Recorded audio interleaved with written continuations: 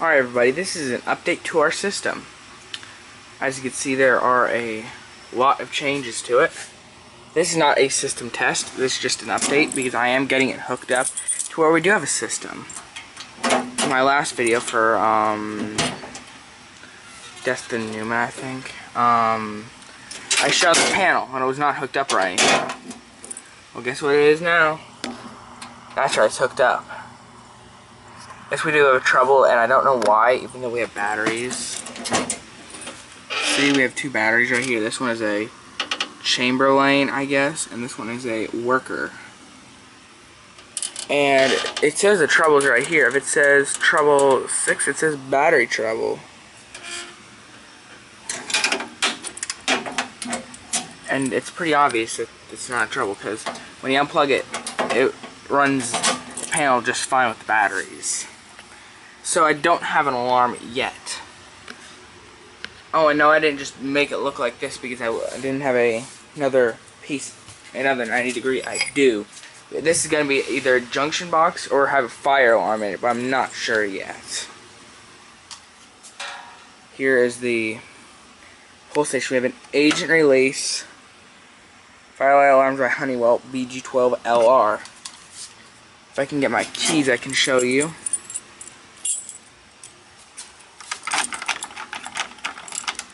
No, that's not the right key. That's the notifier.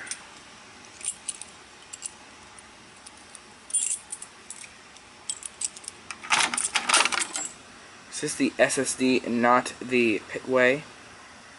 See, BG12LR. And there's a switch.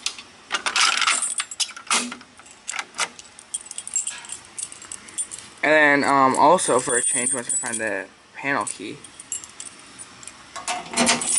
Also for a change, I actually have a box. Yeah. We have a door guard access control made by IEI, and this is the 232i model. We have it hooked up. Oh yeah, the external board on it, whatever you want to call it, I took it off because it would not fit in the back box the way it was with the board on it, and it was not needed at all, so I just took it out because it does extend past the circuit board itself. It is the IEI logo. See? And then this is running on a 12 volt power source because the panel outputs 24 volts. And I don't believe this thing will work on 24 volts. So I have it hooked up to Zone 2 as a tester. And then I also have it's hooked up to power. Zone 1 is a BG12LR, by the way. There are no alarms or pull stations hooked up. So first we're going to pull this.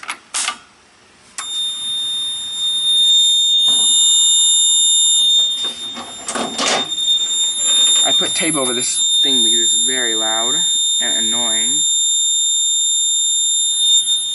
So let's acknowledge it. That is annoying. And watch what happens when I activate this.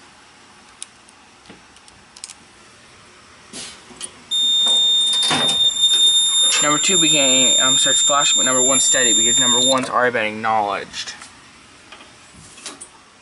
That's regular.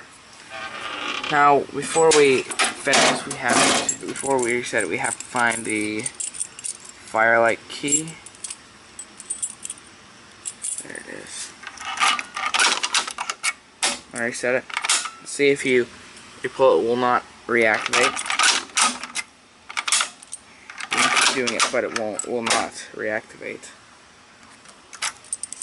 So we're gonna find the panel key. Yes, the lock had to be replaced because I broke the lock. I was opening the panel very rough, and then it slammed on the floor. It was on the ground, and then the key broke inside of it. It was a holy living hell to fix.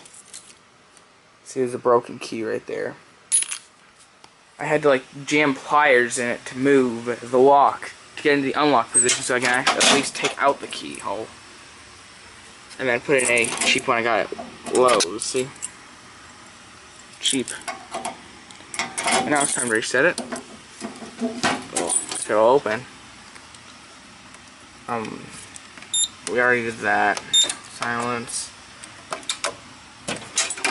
Actually, this open because even though there are batteries again, this is still showing a trouble. I think these are going to either get a resistor or these are not completely charged. This one starts emitting a putrid odor sometimes, but it still works. And there's the wonderful Trouble 6 light. Now watch this. Where's the key? There it is.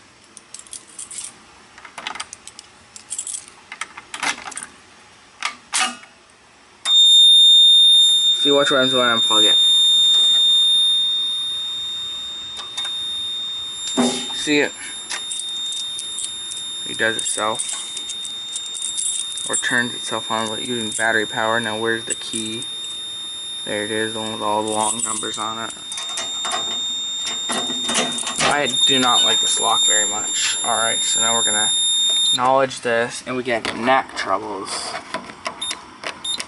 I don't know why we get NAC 2 and 3 troubles, which are these, for the alarms. I don't know why, but problem 1 is the AC power trouble.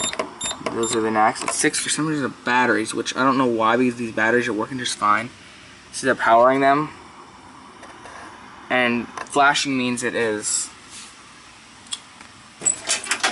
without power. So we're going to reset it. Let's, uh-oh.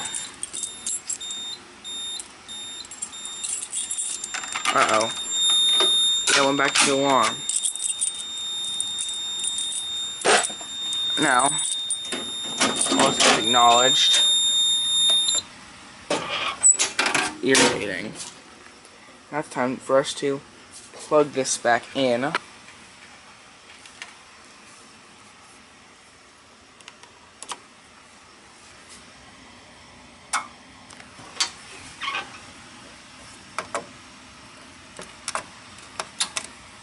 These buttons, I don't know about them.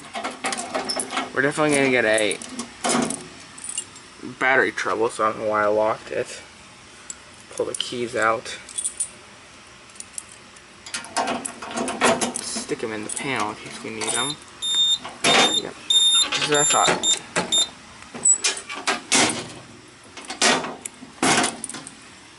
Alright, so there's the panel, and let's just take a quick, a little bit more of a look at the wire in the conduit.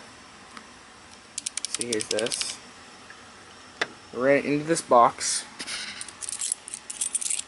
which is pretty obvious. That's the, come on, BG12LR. Again, I have the wrong key. If I like Notify, I make very similar keys. So we're gonna stick this in. That's not the right one. Okay, so let's take this key. If it wants to work.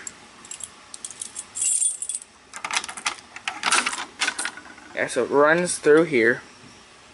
Does not make any interference with this. It just keeps running up through the conduit into here, so you can see the Ethernet cable, which I only need 4 wires, and then of course there's the wire for the BG12LR. And then it runs through here, right there, and there's that thing. And right here I actually have a spare key here. See? We haven't tried the drill thing yet, and it needs to reset itself. That's alright there. That's just, yeah, this is a very cheap keyhole stuff. So I want to show you something. Let's get this thing locked. Now, if you see this, look. When you lock it, you see the keyhole's too long for this key. The way this thing works. Pull it back for it to latch, or else it won't work. Cheap.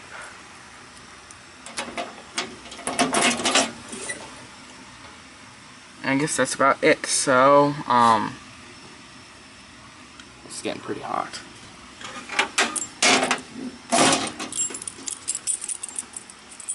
I guess, thank you for watching, and that will be it.